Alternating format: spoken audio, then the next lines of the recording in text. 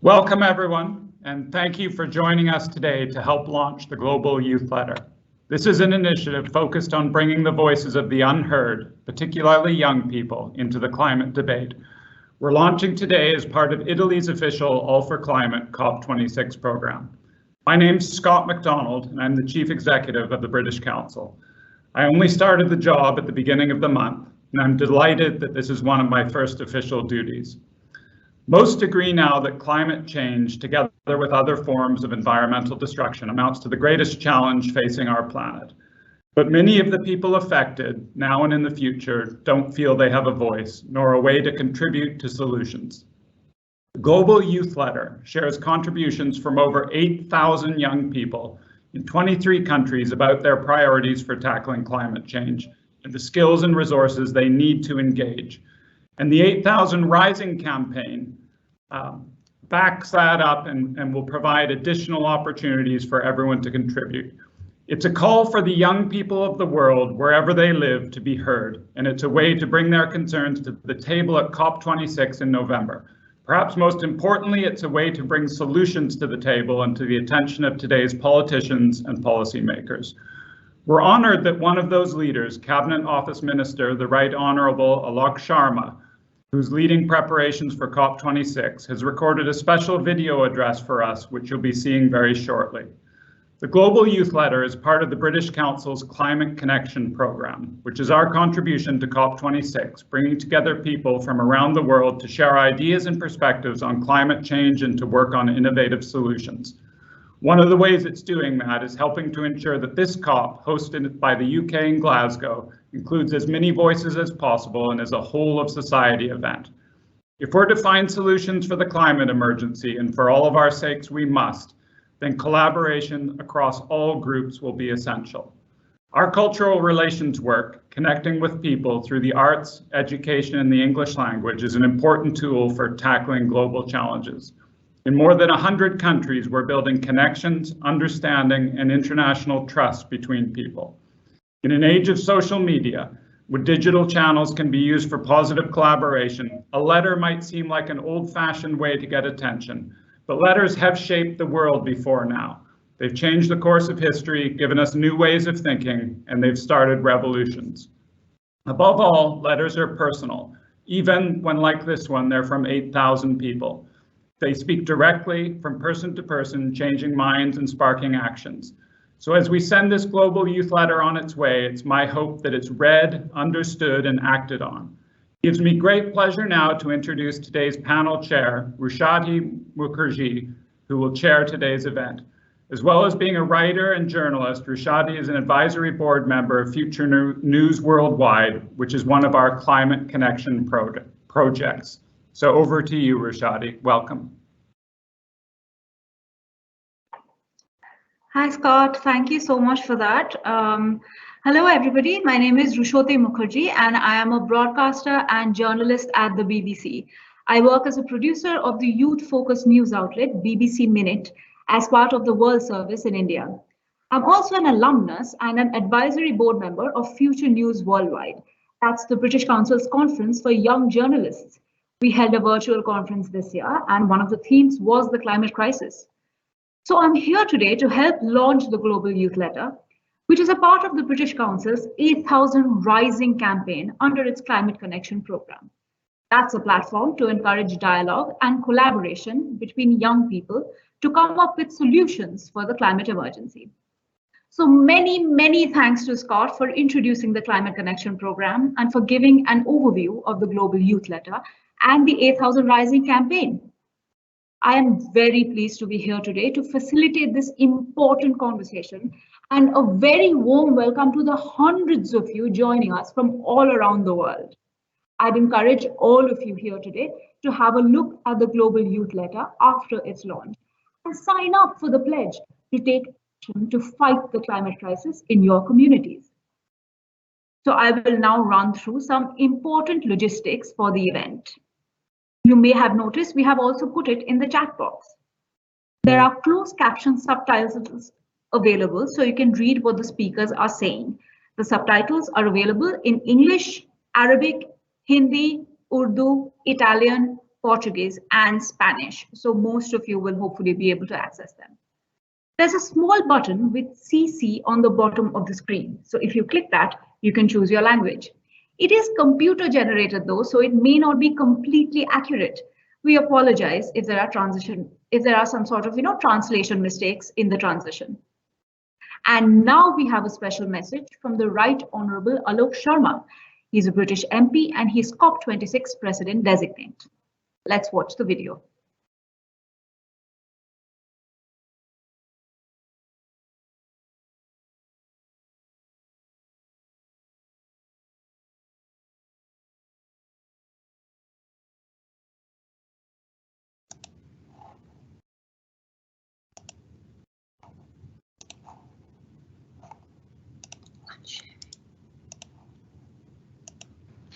The clear message from the British Council Global Youth Letter is that young people are motivated, they're ready to learn and inspired to act on climate.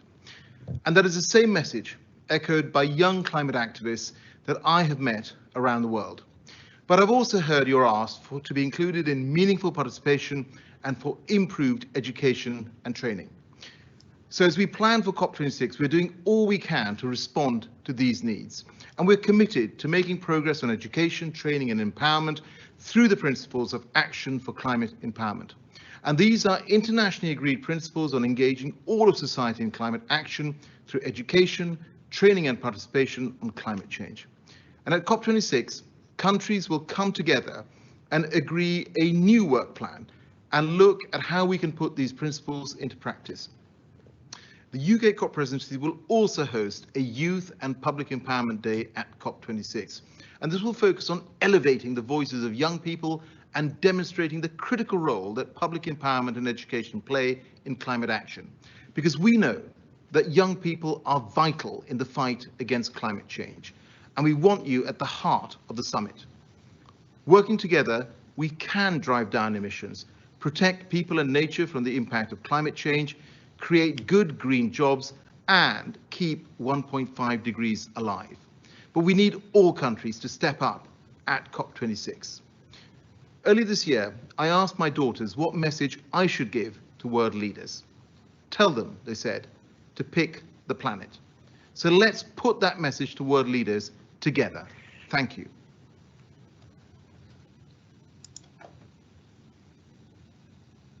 Well, that's an inspiring and a very important message from Alok Sharma, the COP26 President Designate.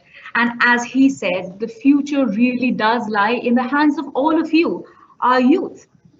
Now, before we head into the discussion with our distinguished panelists, we have a video to launch the Global Youth Letter on climate action.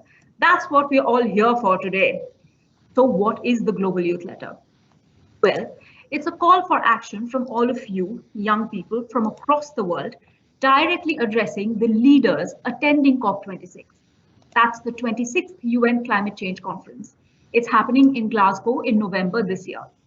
8,000 young people across 23 countries have taken part to sign this inspiring and urgent letter. They come from all sorts of diverse backgrounds, from developing as well as developed countries, and from urban as well as rural areas. They're part of the 8,000 Rising campaign, which is one of the projects under the British Council's Climate Connection Programme. Let's take a look at the video.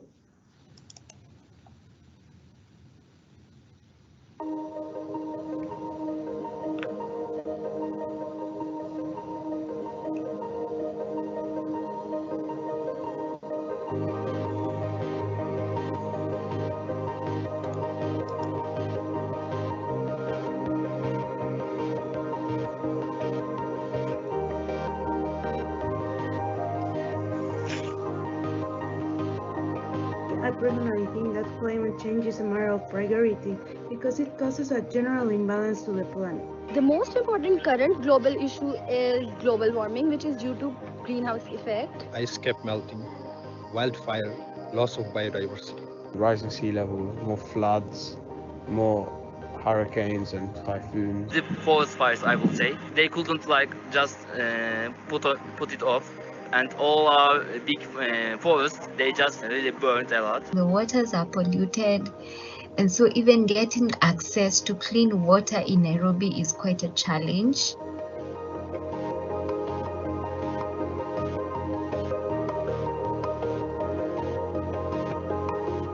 I believe in organization of young people because we have the spirit of change. If we don't do anything and don't make an impact, we'll never solve it. That is why it is so much important for young people to be involved in decisions making about environmental issues. If we don't involve, who's gonna be?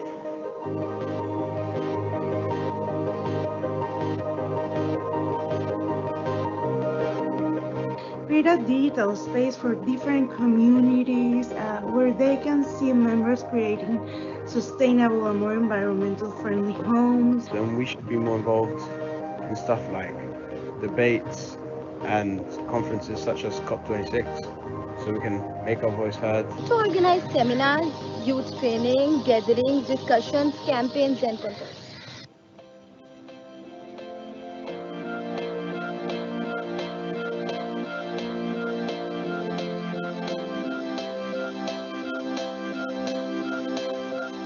Having platforms whereby youth and the young people can address environmental issues. It has to be truly youth platform, not just to show someone or just create funding in the name of youth. We should put environmental issues in educational systems. So that the children understand the meaning of climate change from the very beginning. We are connected like no other generations because of the internet and social media. We just need to spread the words to the people, to the communities, and to the world. I think it's a perfect platform to have access to different workshops. We can use it to spread awareness, stop misinformation.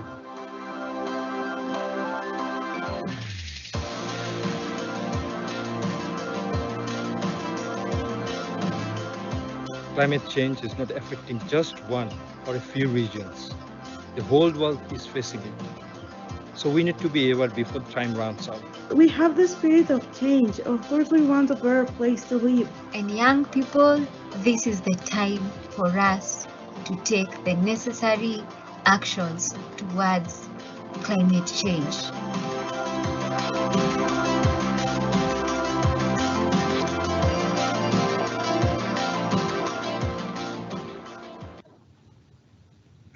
I love that video so much. It is so inspiring, and it's the voices of all of you, your peers and your friends from all across the world, telling us what they need from their leaders. So now on to the conversation. We will start by exploring some of the most important topics from the Global Youth Letter report with our panelists. We'll then move to a live Q&A with questions from the audience. Please type any questions that you may have in the Q&A box on the right-hand side of the screen. You can ask questions anonymously, but I mean, we'd love to know where you're from and we'd love to know your name. So it would be cool if you included that. Please make it clear if your question is directed at a specific panelist so we can go directly to them. And if you see a post that you like or a question that you think you also want to ask, then like it using the thumbs up button. That helps us to identify popular themes to put across to the panel. So now we move on to introducing our wonderful panel. We have 5 incredible guests, and I'm delighted to welcome all of them. A massive thank you to all of you for sharing your time and experience with us today. So first we have with us Anam Zaid, the co-founder of Climate Action Pakistan. She's worked extensively with marginalized people in the country. Next up is Dr. Benjamin Bowman, a lecturer at the Manchester Metropolitan University in the Sociology Department, and he also works with the Manchester Centre for Youth Studies. On to Hita Lakhani, who's also from India like me. She's the UN's Climate Change Youth Constituency, Youngo's global focal point. Then we have Ezzedine Kamil from Ethiopia, who is the CEO of Icon Africa, a finalist of the British Council's Climate Connection project, Destination Zero, and at 20 years old, still a student. I mean, putting some of us to shame here, Ezzedine. And finally, the wonderful Juja Mamri, Director of Climate Philanthropy at the Impatience Earth and the UK's delegate to the 2021 G7 Youth Summit. Welcome to all of you. We are going to start asking you questions related to the letter that we just saw, the video that we just saw. And we'd appreciate it if you kept your answers brief, just so everyone can have a chance to speak. So I think I'm going to start with Anam, if that's okay with you, Anam. First, tell us a little bit more about why there is a need for voices of women and minority groups to not be overlooked in climate action.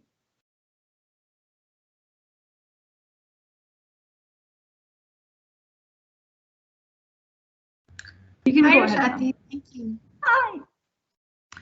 Thanks for the question, and thank you. That was a really, really good video. And I was actually very happy that this report was released when it was, right before COP26, because as the 6th assessment report from the IPCC says, we are likely to reach 1.5 degrees of warming above pre-industrial levels by 2030 or 2035, which is much earlier than what was expected before. Your question about marginalized communities. Women and minorities throughout the world, and particularly in the global south, they are traditionally excluded from decision-making systems at a larger scale, even within their communities, within their households, but then also at a national level. And most of the time, the representation of indigenous groups or of women is sometimes done in a manner that is somewhat an eyewash or somewhat symbolic. It does not truly represent the feelings and the findings of what these people face as a result of the changing climate.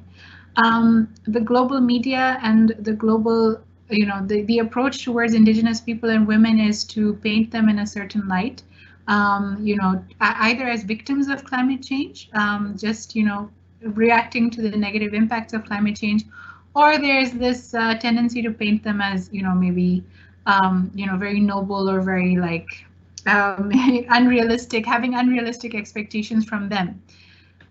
What is certain now, what the science says, is that the global south is going to be facing the impacts of climate change much more so than other countries in the world. For Pakistan, for example, we are likely to face at least 1 degree higher global warming than the rest of the world. What this means for minorities and indigenous groups and people from lower income groups is that they are already excluded from decision-making systems. They are already excluded from the economy. They already face a significant number of barriers that don't enable them to have their voices heard. What this means is that these issues are going to be exacerbated further. Some of the barriers, so I was very happy to see in the Global Youth Letter report that one of the recommendations was that there is a need to raise awareness about climate change in rural areas that have limited or no access to digital facilities in other ways, such as printed materials, civil society organizations, and educational settings. This was a really good finding, and I was also very happy to see that more than half of the representation in the report was women, and there was also more than 17 to 25% of the respondents were from the rural areas. However, we have to acknowledge that there are still barriers to having the voices of marginalized groups heard. One of these barriers happens to be the lack of access to digital media. So I know that the Global Youth Letter used a number of media to try and reach out to as many people as possible, but we also have to take into account the fact that a lot of women and a lot of marginalized groups do not have access to the internet or to social media or to any sort of digital, access to digital devices. The second thing is they also face barriers to education. There are also barriers that are societal. These barriers, and then of course there's also a very big barrier that most people don't speak about, which is the barrier to the English language. A lot of the jargon and a lot of the terminology around climate change is very difficult to translate into indigenous languages. So these are a number of barriers that that the Global Youth Letter is very has been very innovative in trying to address these issues in getting the youth voices heard. And it is very important for these voices to be heard. However, what I would like to end my opening statement with is that the best people to hear about what the issues of indigenous people in the global south or marginalized groups is these people themselves. And the more we amplify their voices, the more effectively we're going to be able to make sure that their voices are heard in big forums such as COP26 that's coming up soon. Anam, that was an amazing answer, especially the bit about how people in the global south are often ignored or kind of idolized. There's like no in between. It's two different polarized reactions. So I think I'm going to go to Hita next. Hita, you work as an ecologist at the moment, and you have worked extensively in the area that Anna mentioned with sort of, having access to climate action language in languages other than English across a digital divide with women, with young people. So can you tell us a little bit about why it is so important for young people from the global south to be included in climate change policy, young people from anywhere, but also particularly from the global south? Thank you so much, Rushati. That's an excellent question. And I think I completely agree with everything that Anam just mentioned. It's definitely a cause of concern when we talk about the disparity. Just the impacts of climate change are faced very differently across the globe. And unfortunately, it's the people who contribute least to it. Even when we talk about the generations, it's the generation that has contributed least to the issue that is being a part of facing most of its impacts. And this is, I think, the main reason why youth should be a part of decision-making processes, whether it's policy at the local, national, international, whatever level. And this, I think, to ensure that this divide is, bridged, because there is so much knowledge gap, right from what the science is, how it's affecting our lives, to what action can we do, and moving just beyond individual action, because I think it's high time we realize that individual action is good, but it's not enough. We do need collective action. We need to see governments, we need to see corporates making the change and making it faster than they are. So I think this is what Youngo has been pushing for in the years. We've been part of the UNFCCC process, officially recognized now for 10 years. So we've been in the process recognized for a decade, but of course, children and youth have been part of the process even before that without having a formal constituency in place. And we've been working with youth from across the world. We currently have a network of about young people from about 150 countries that are part of Youngo, close to about 10,000 youth that are coming together specifically for this. And now with focus at COP26, one of our main focuses is to produce a global youth full policy statement, where this statement is going to then be given to the COP president designate, Mr. Alok Sharma, whose video we just heard from a little while ago.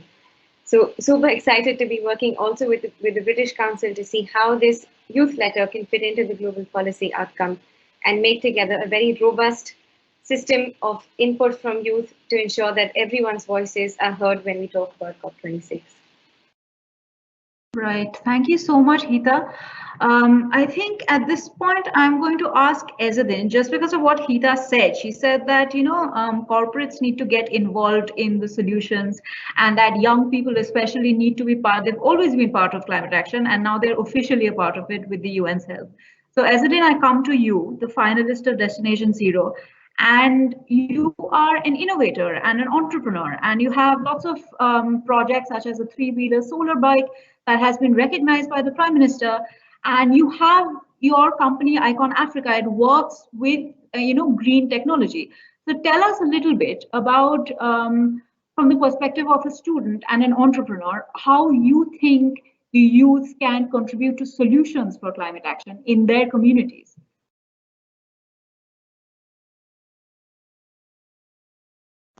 Okay. Can you hear me? Yeah, you're audible. Yes. Thank you so much. So related to innovator and entrepreneur, we have to cooperate and invent something new which can positively impact the global air to prevent air pollution. So in Ethiopia here, we are inventing a lot of invention related to decreasing carbon emissions through producing solar and electric 3-wheeler and other electric and renewable energy based vehicles. So our effort for climate change, especially as innovator and entrepreneur, is very needed. So we are working on that. we should also, as Sita said, we should also cooperate and work together to impact the air pollution positively. So I'm also cooperating with other innovators and entrepreneurs to impact the global climate change. Right, thank you so much, Eldin. I love the fact that you mentioned that Ethiopians are working to kind of mitigate the impact on global climate change. So climate change, climate action is both a regional effort as well as something that will affect, people on a global scale. So at this point, I think I'd like to move to Benjamin, Dr. Benjamin Bowman, who's a lecturer at the Manchester Center for Youth Studies. And also, he has written this wonderful climate essay along with a fellow researcher. And so I will ask you, what do you think, what sort of help and resources do you think young people need to make their voices heard and put their solutions through for climate action in their communities as well as on a global front? Thank you. I'm really grateful to be here. It's an honor to be part of this panel, and I hope I can answer your question in a useful way. The first thing I think we need to do with regards to young people and their action on climate change is say thank you. I think history will look back on these years, especially since 2018, although there's a long history of activism and a long history of work. I think people will look back on these years as a watershed, at least in the way the world and the world's leaders are talking about climate change. And I think we need to credit young people for that. And they work with other people too, but I think we need to say thank you to young people particularly. As for what young people need and what resources they need, I think if you look at what, as a researcher, I think if you look at what young people do and how young people speak about climate change, I think there are two things that stand out. One, young people call for justice. So they look at the world and they say, right, we have a problem with climate change, but it's not just the atmosphere. It's not just the temperature of the planet. It's that this planet is unequal and it's unfair, and it's not a fair place globally, as well as in cities, in local regions, in rural areas. So there are inequalities of pollution, inequalities of impact in climate change, not only between what's sometimes called the global north and the global south, but also within cities and within, inequalities within cities, within countries, and so on. So young people aren't just saying, let's fix the climate. They're saying, let's build a better world and a fairer world that works for everybody. And along the way, we're going to deal with the climate change because it's a massive part of that problem. So in terms of resources, I think there are two things we need. One is for sure to bring young people into those discussions, not just with a voice, but with the power to change those discussions. And young people have shown us, particularly over the last 2 years, that if they're not given a space in those discussions, they'll take it by being there, by being on strike, by singing in the corridor. And I think it's time that adults like me, I know lots of young people are adults too. I mean that organizers and leaders and these organizations bring young people in a meaningful way. And the second is what stands out to me about young people's vision of climate change is it's positive. And it wants to build and imagine a better world. And I think we need to be handing those tools over to young people.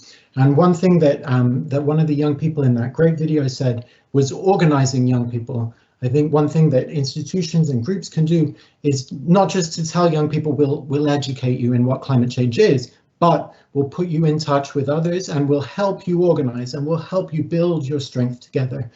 Because there are so many young people who want to do the work, both activists and non-activists, and people who are like, I don't know if I'm an activist or not, and they need to work together, and we can help them connect. Yeah. Oh, I love what you said. You're calling for revolution, Ben, and I'm here for it. All right, I think we'll move on to Juja next. Juja, you are the 2021 G7 Youth Summit delegate for the UK. And you are also somebody who has been working with investment firms on climate action, on green technology and investment in green tech and climate action and so on. So if you could tell us a little bit about, from the perspective of the UK's delegate, What role do you think will young people play in the climate emergency, both at and beyond COP26? And how can these bigger institutions help them, like something like corporates and, from someone like us? We are also an institution. The British Council is one.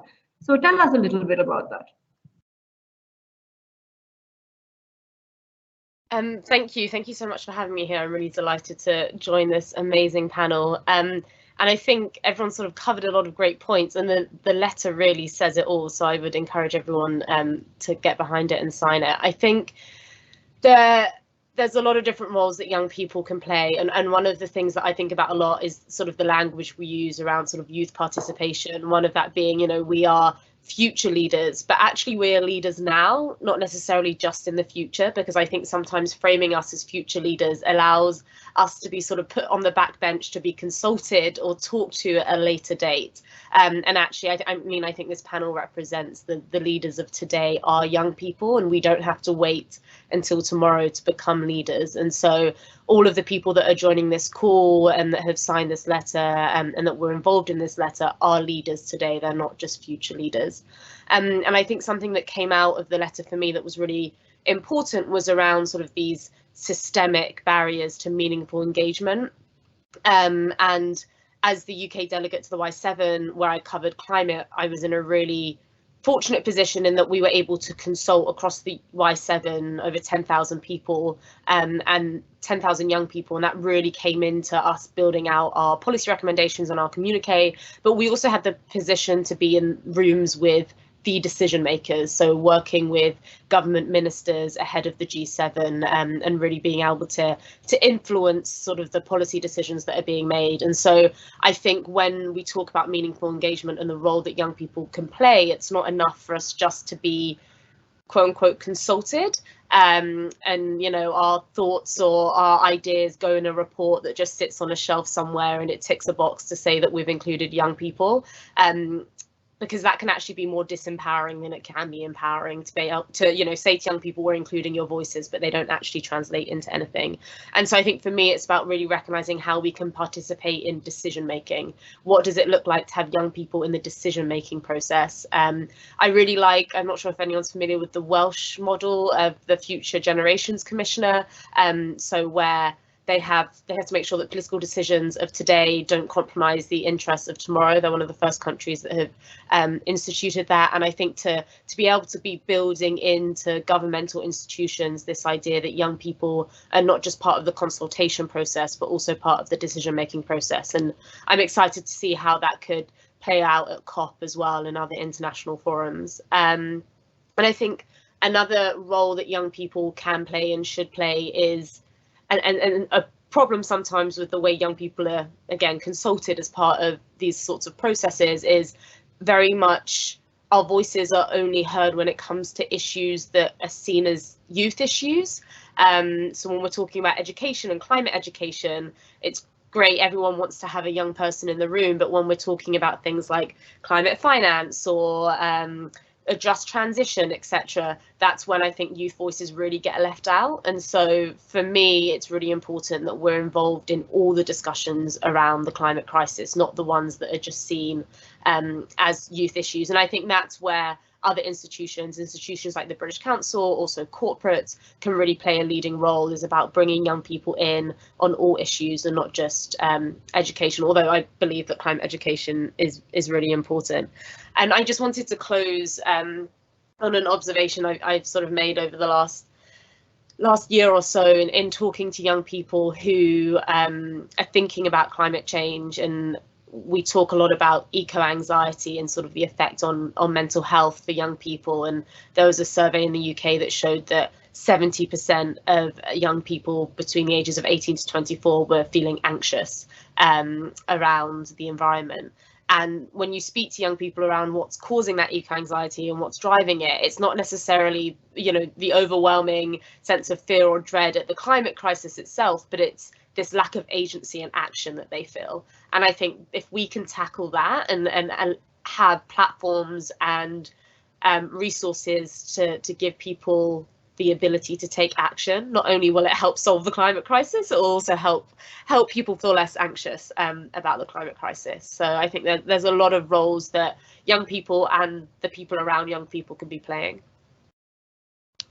Right. Thank you so much, Julia. That was an amazing, so comprehensive answer. And I loved hearing about how institutions can help young people sort of execute their agency, sort of assert their presence, not just in terms of ticking a box, but in terms of actually getting stuff done. So I think I'm going to move on to a slightly contentious question now, which is that so the Global Youth Letter report made several recommendations, right? By the way, I just wanted to mention we've got loads of amazing questions coming in. I will move on to them in a second, but for right now, let's go ahead with this question.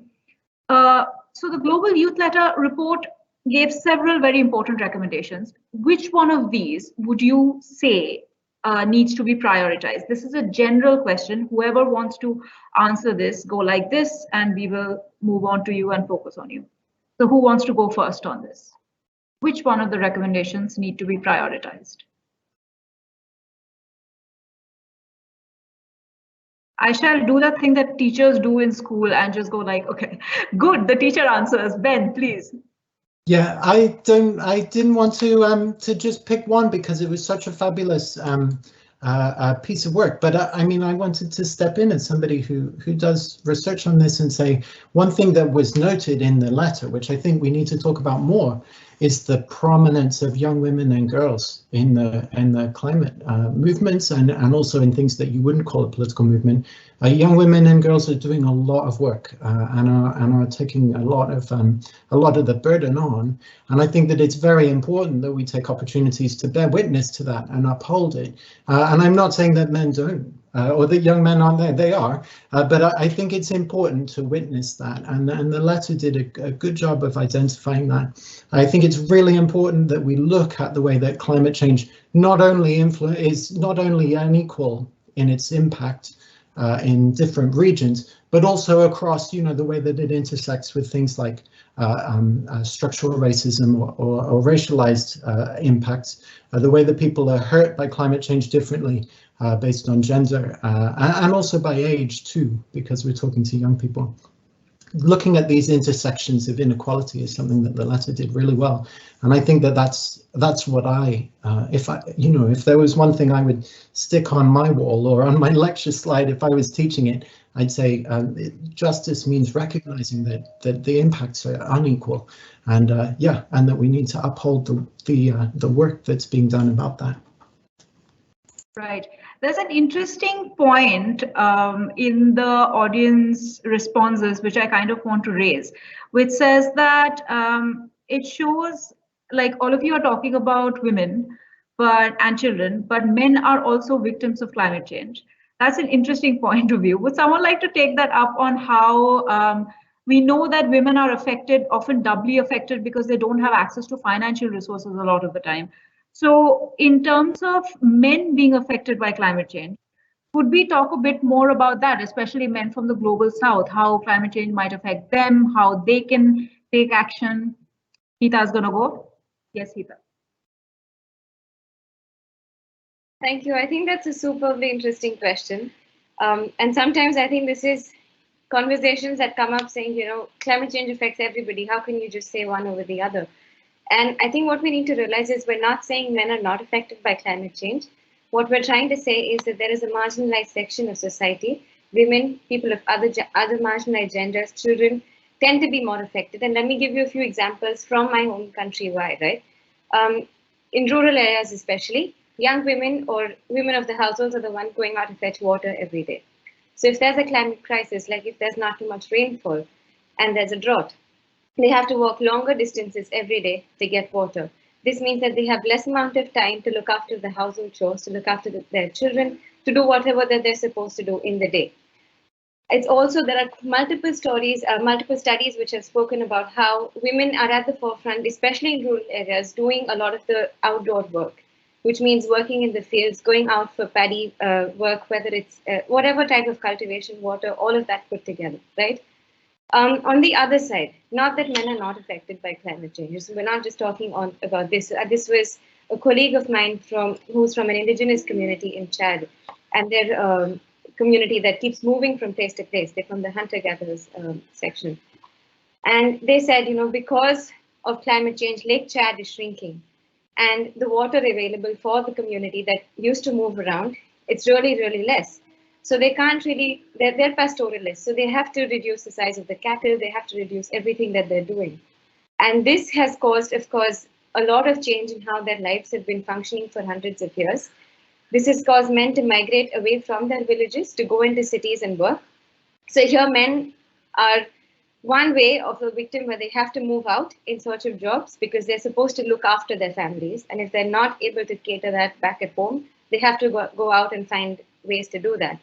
But at the same time, that leaves women here in the rural areas to fend for themselves when there is water scarcity, when there is any sort of communal issue when it comes to because of a climate crisis. So I think there are two ways of looking at it and not saying that one gender is the weaker or one gender is more superior, but we do have to realize there are systemic inequalities, and this definitely needs to be addressed in its way. Right. Thank you so much, Hita. That was a very comprehensive and very compassionate answer, I think, which did not push anyone down, but at the same time made your point very succinctly.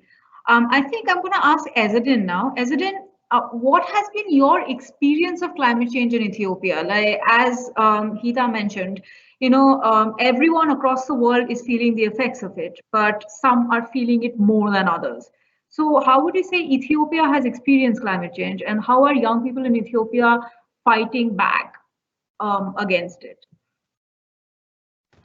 So in Ethiopia, we are planting tree because the Ethiopian Prime Minister called the citizen to plant tree, and the Prime Minister plan to break records.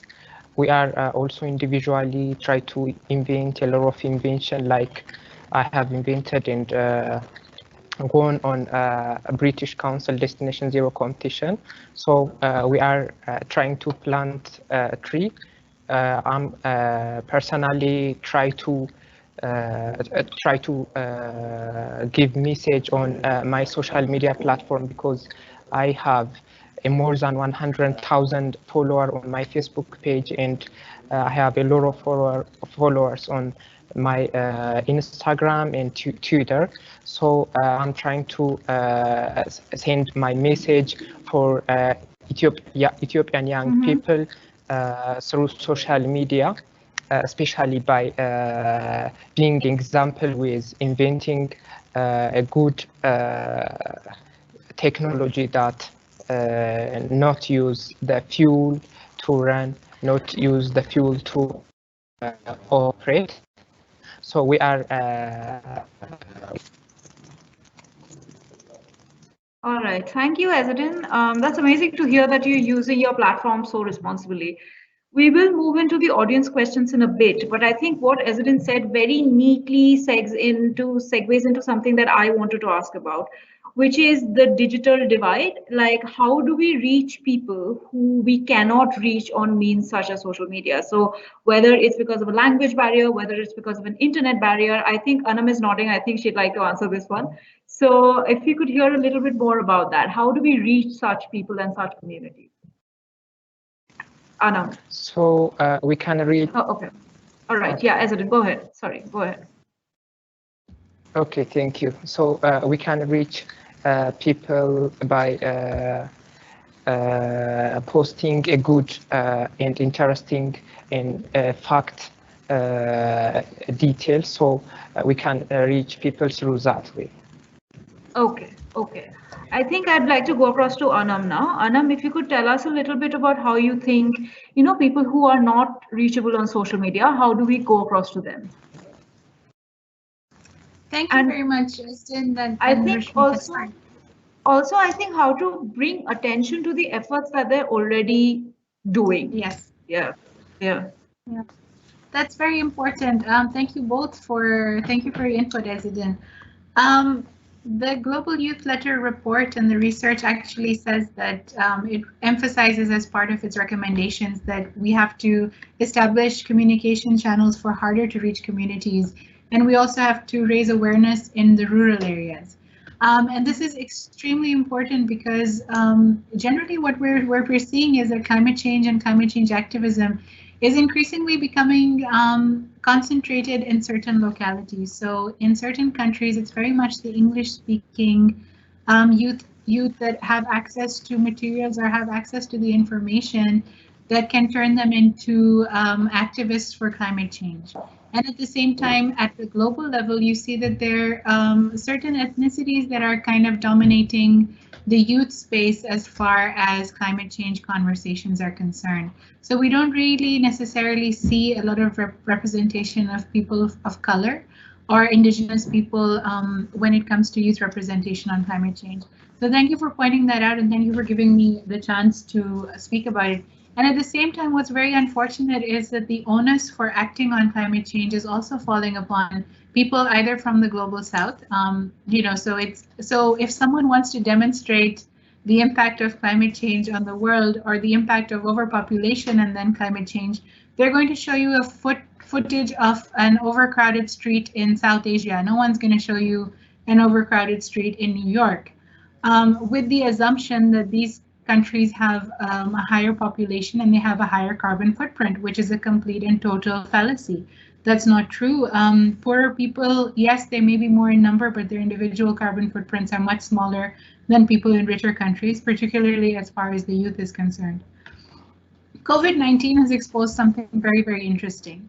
In Pakistan, at least, our experience was that when classes started going online as a result of COVID, there was an exclusion of people in the rural areas and the exclusion of indigenous communities because they did not have access to the internet. So when they were forced out of cities to go back to their villages and continue their education from there, they weren't able to access the internet. So sorry for the very long-winded response to your question. But internet penetration is not very high at the moment in a lot of countries that are desperately impacted by climate change. The onus for acting on climate change is falling on these people. It is assumed that it is them and their actions that need to change in order to fix the climate. What can we do to reach them? We need to ensure that language and all of the other barriers, such as education, such as socioeconomic barriers, that they are removed.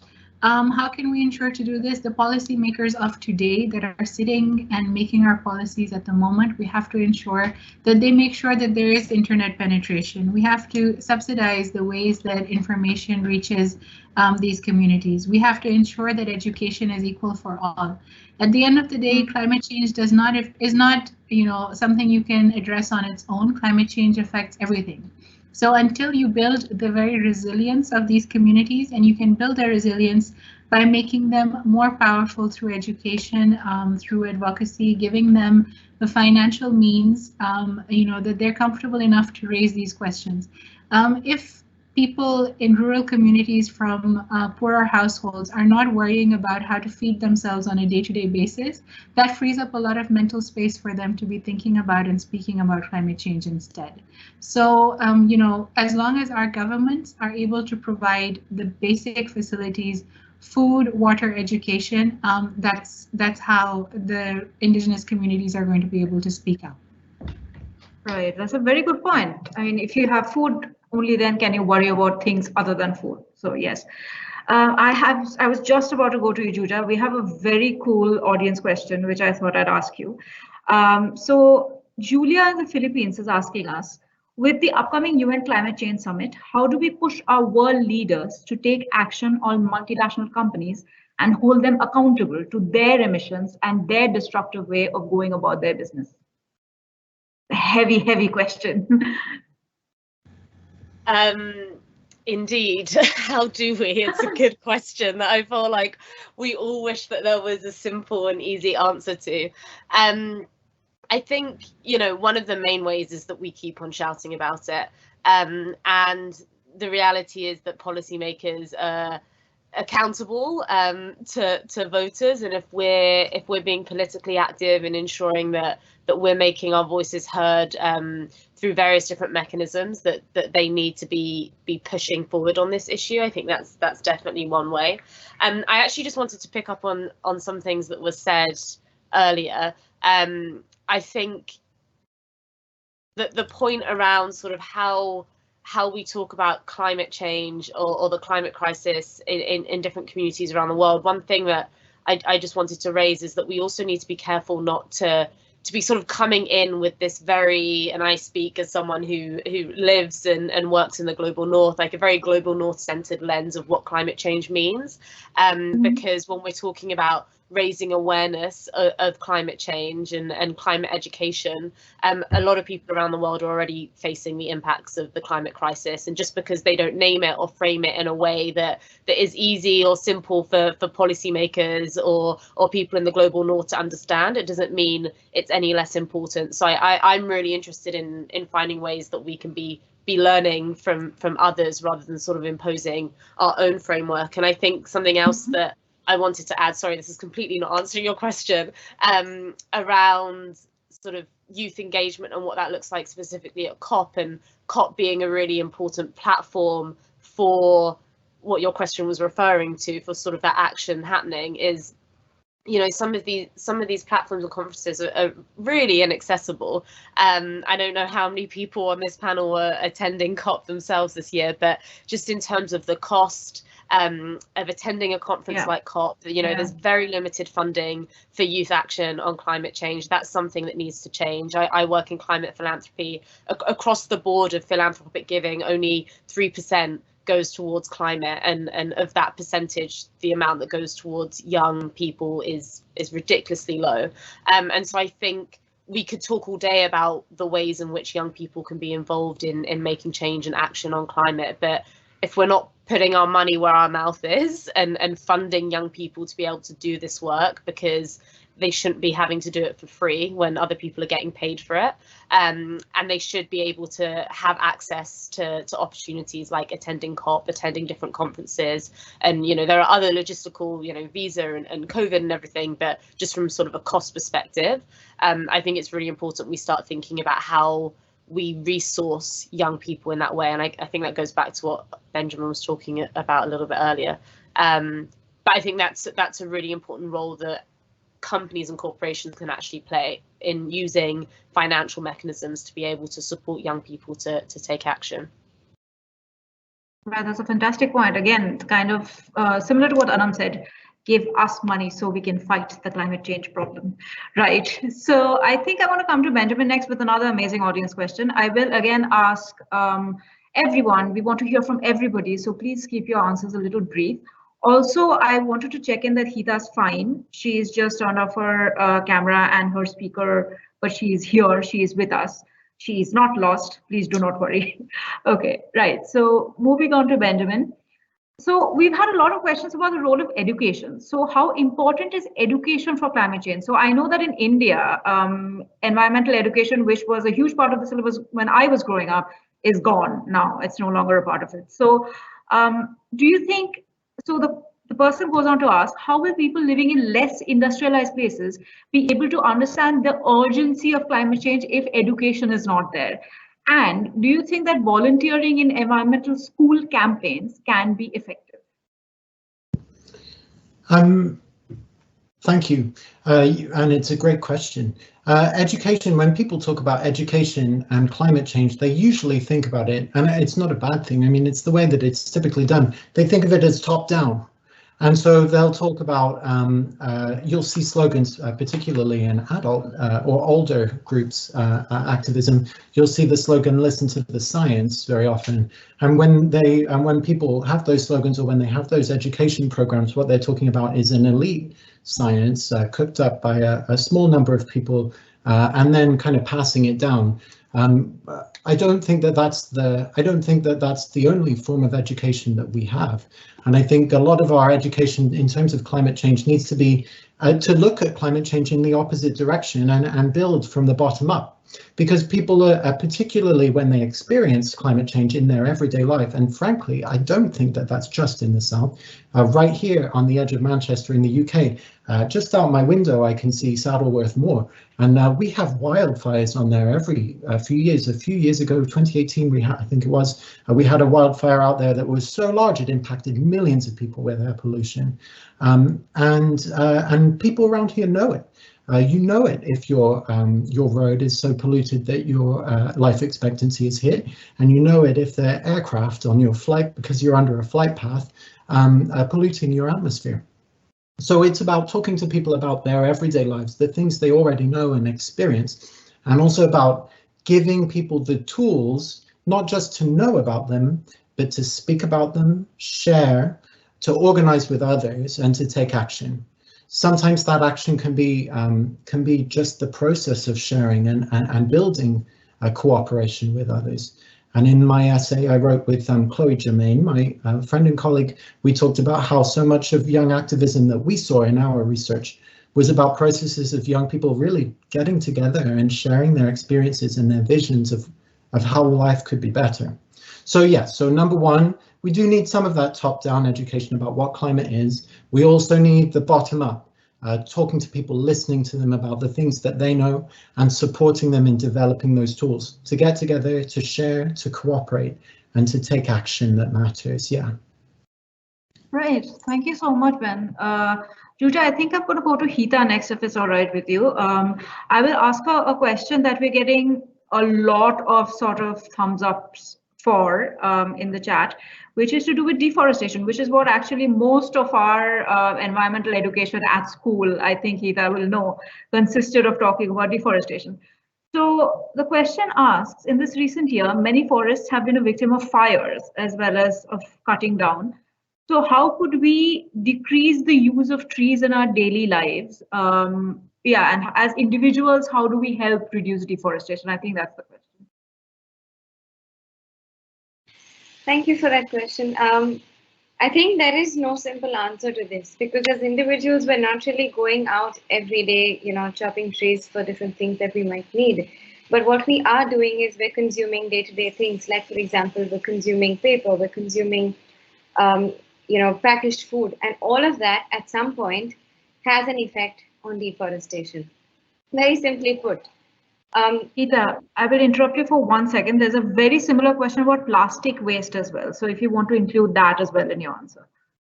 Please go on. Yeah, I think just looking at the picture holistically to try and understand what and where our things are coming from can be a solution to the problem.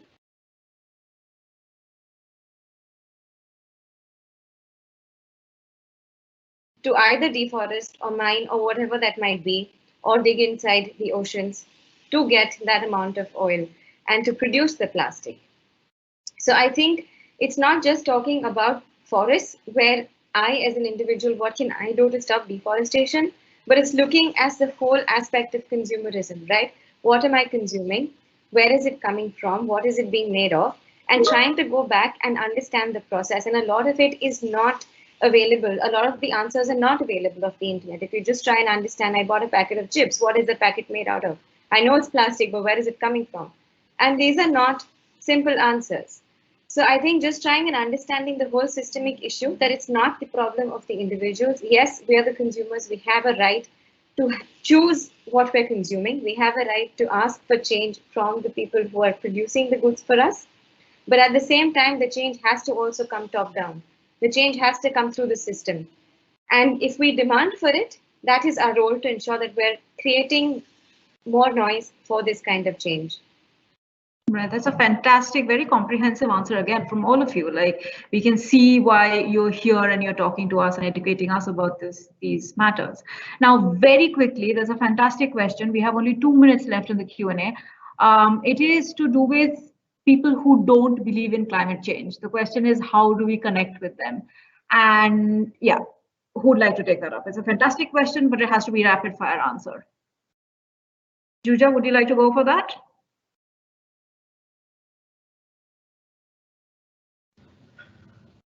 I'm not sure I can give a rapid fire answer to that question. Let's try. Let's try.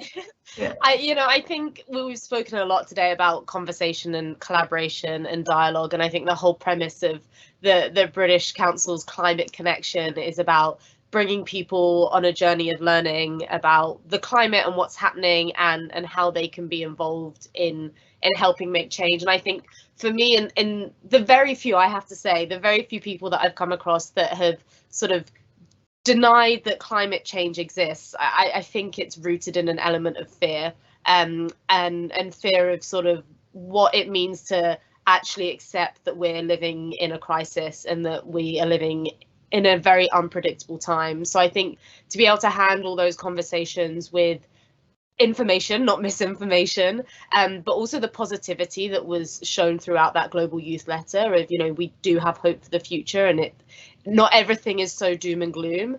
For me, that's how I approach those conversations, is very much saying, you know, look, this is the reality of what's happening, and this is the reality of how we can fix it. And those two things need to come together. And I think when you're talking to people who really don't want to believe in the science and what's happening outside all of our windows, I think that's the best way to approach those conversations. That's an incredible answer, Juja. Thank you. Again, I think a very an answer that is not rooted in hostility and conflict, but in coming together. So thank you for that. Did you know, I thought we wouldn't have enough questions, and now we are out of time. So there are so many more interesting questions. And if we have time after this, after several announcements that we need to make, we might take some of them up in your final closing comments. But for right now, enormous thanks to our panelists for being here with us today and sharing all of your knowledge. And everyone, all hundreds of attendees, I would ask you to stick around because we've got some exciting announcements coming up. They're all to do with competitions that you can all take part in so that your voices are heard in climate action.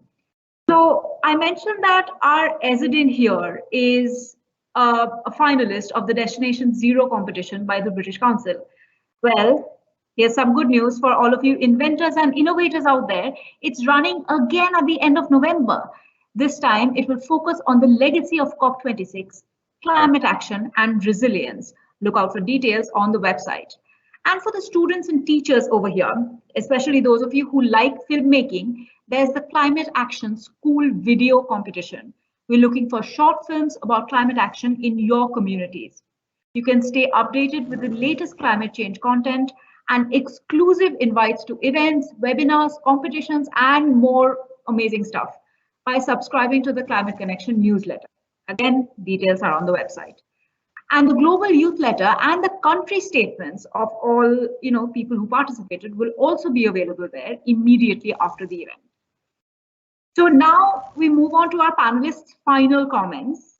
I am very excited to hear from you on what you think about this pledge that has been taken by so many thousands of young people and to take action against climate change in their communities. So tell us a little bit about what are your hopes for the future in the fight against climate change. If we can start with you, Ben, and we'll move on. Sure, I have many. One of my big hopes, and I was so glad that Juja mentioned it, is that that so often young people are included and given a voice, and even celebrated for having a voice, but not given any power. And if they are given a voice, quite often they're put in a silo. They're put in a separate department that says young people, and not included in the actual decision making on anything else. And I think if there's one thing that I would like to come out of this letter and letters like these, is for somebody at least to look at this work that's being done and listen to the voices of these young people and think, actually, these are young people who know what they're doing. They have a positive vision. They want to make the world better, and they're here for it. And to be there for them and give them not just a voice, but some meaningful power over building a better world. Ezedin, I think I'll go to you next, if that's all right. If you could tell us a little bit Your final thoughts on the letter, but also about your experience with Destination Zero as a competition. What was it like taking part in it?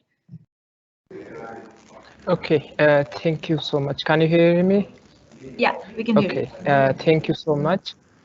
I appreciate young people to participate on the British Council Destination Zero climate competition.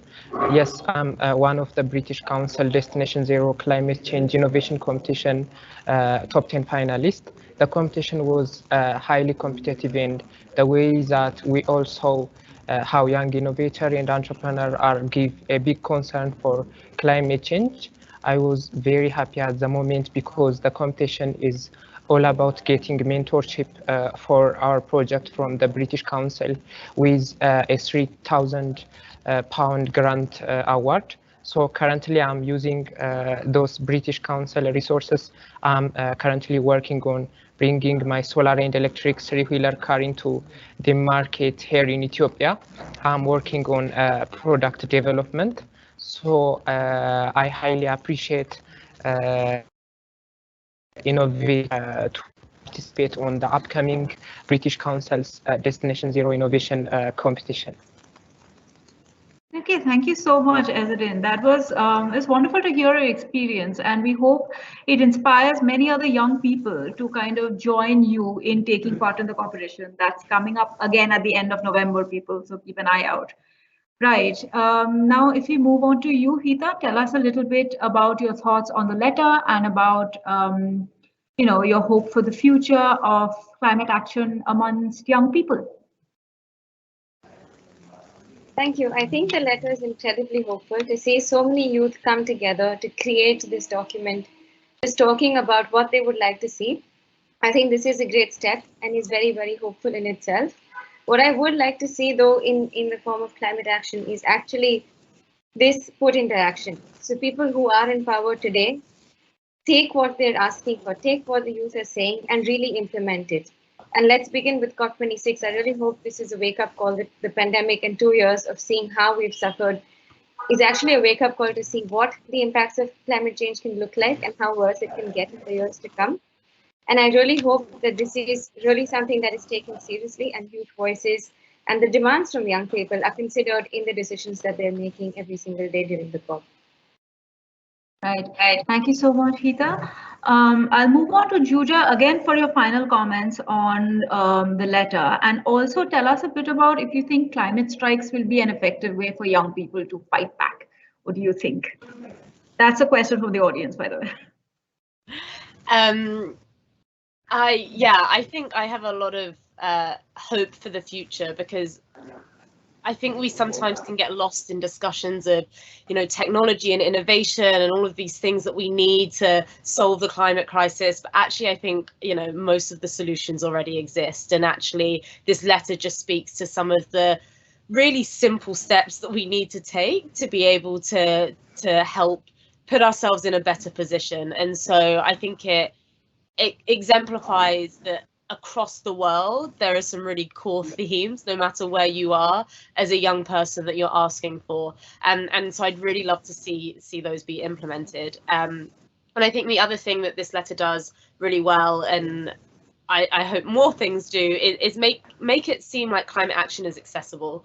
And it was really disheartening to see that a lot of people hadn't engaged in climate mitigation or climate action before they were involved in this letter, although not completely surprising. And I think, at least for me, and I was going to say this based on the education topic, I never thought climate was a space that I was going to end up in, firstly, because I didn't come from a science background or an environmental background, and very much in my education, it was framed as something that if you were in the sciences, you could enter into, but not otherwise. And I think being able to show that anyone can be involved in climate action and climate solutions, and leading on to your last question around climate strikes, that being a way that people can be involved, but also recognizing that not everyone has the ability to strike, right? That in itself is a form of action that not everyone can take. And so finding other ways, this letter being an example of one, that people can take action, and making sure that we're inclusive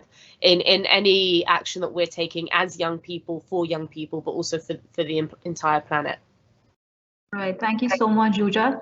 And finally, Anam, I come to you for your closing comments, your final thoughts, and also about, again, taking up a question from the comments, just trying to get through the ones we didn't get to. If you think there will be any alternatives to fossil fuels for developing countries like ours, apart from nuclear energy, which is extremely expensive. That question comes from a person in Nigeria. Please tell us. Hi, can you hear me? Yeah, we can hear you. Okay. Thank you so much. I'm going to answer the question first.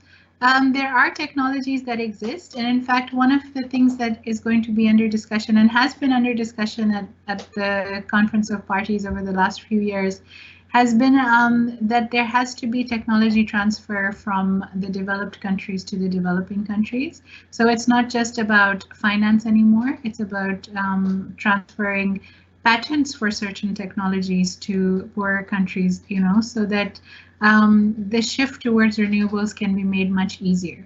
But at the same time, I just want to stress one of my pet points, which is that the people responsible for climate change, for 70% of the world's emissions, are actually big corporations. So it's very unfair to be putting the onus on poorer countries to be reducing their emissions, when actually it should be these countries that are asked to do so. And the individual does whatever is in their capacity to help the environment as they go along. So with that being said, how can we do that? How can we ensure a shift towards renewables? How can we ensure that our voices are heard? How can we ensure that the pressure is there on our world leaders at COP to make a change in favor of our youth? And I'm just going to end with a really quick note by one of my icons, Malala Yousafzai. As young people, as youth, you have a voice, and it's really important to use that voice. So Malala said, "When the whole world is silent, even one voice becomes powerful." So you have to believe that your voice is powerful. You have to continue to push your governments for action. You have to continue to speak whenever you can. And that's one of the best things you can do to make a change. What an inspiring note to end on, honestly, Anam. Thank you so much. I just wanted to say that final question about fossil fuels came from Adomela. Sorry if I get your name wrong. It's Ademola, I think. And apologies again if I got your name wrong. But thank you so much to all our panelists. We are now at the end of this wonderful event. It's been a pleasure to be here with all of you, and I'm pleased to confirm that the recommendations emerging from the Global Youth Letter and from the 8,000 Rising campaign will be discussed at COP26. So young people here, your voices will be heard, because you are the future and you make all the difference in our fight against the climate crisis. Please do sign up for the pledge. The means to do so, the QR code will be at the end of this event. It will be up on the screen. Please stick around for that. Goodbye for now, from me. Wow, I'm tongue-tied. I'm so happy I'm overwhelmed and tongue-tied.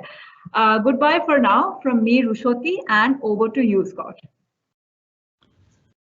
Rushati, thank you very much. That was a brilliant example, I think, of how to chair a panel. I've taken some notes for my own panels.